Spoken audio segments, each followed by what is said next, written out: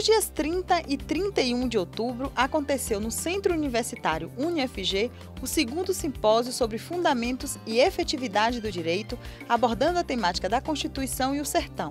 O evento foi realizado pelo Programa de Pós-Graduação Stricto Sensu em Direito da instituição, em parceria com outros programas de pós-graduações, como a Faculdade de Direito de Vitória, a Unesa, a Universidade de Ribeirão Preto e a Unicinos.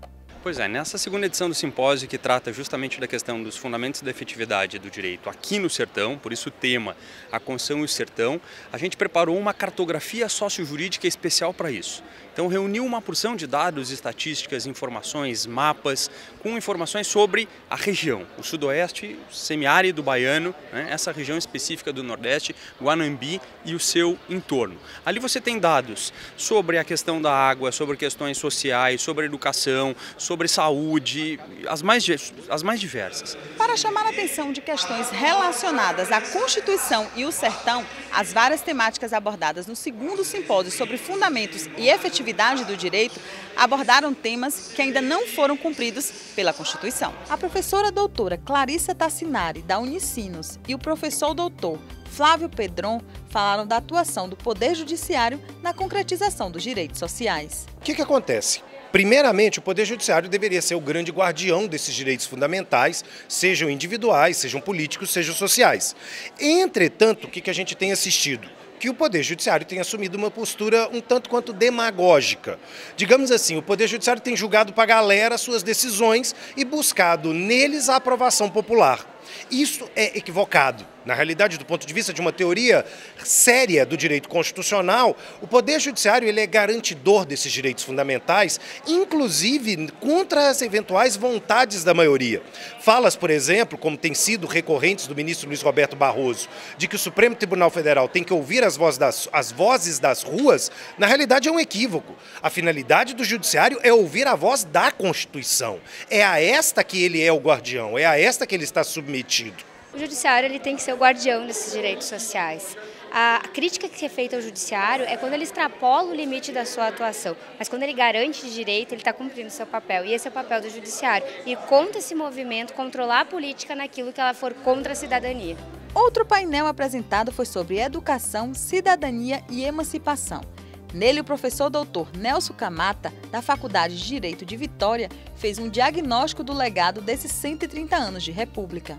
Temos uma república, um projeto de república, mas se nós olharmos as bases normativas dela, desde aquela Constituição tão antiga, né, que é essa de 1891, a primeira republicana, até a atual, uma série de condições não foram implementadas, né?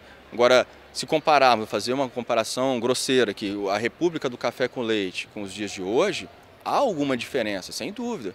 É mais ou menos também, fazendo uma metáfora com a questão da saúde, né? Há um atendimento médico, né, se compararmos a décadas atrás, fornecimento de medicamento, acesso a certas condições que geram a qualidade de vida.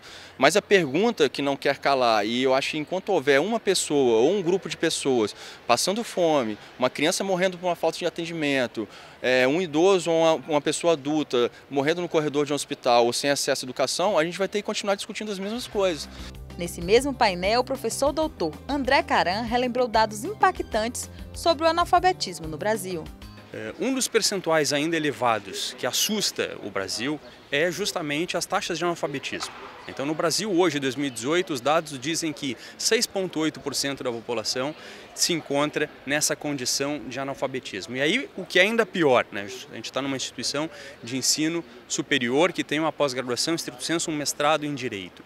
Desses 6,8%, que é a média brasileira, no Nordeste a gente tem justamente o dobro.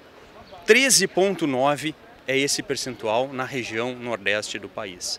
E mais do que isso, que é ainda alarmante, 50%, ou mais de 50%, mais da metade dos analfabetos no Brasil, pelo menos no início da década de 2010, esses dados são de 2012, se encontravam aqui no Nordeste. O que isso tem a ver com o direito?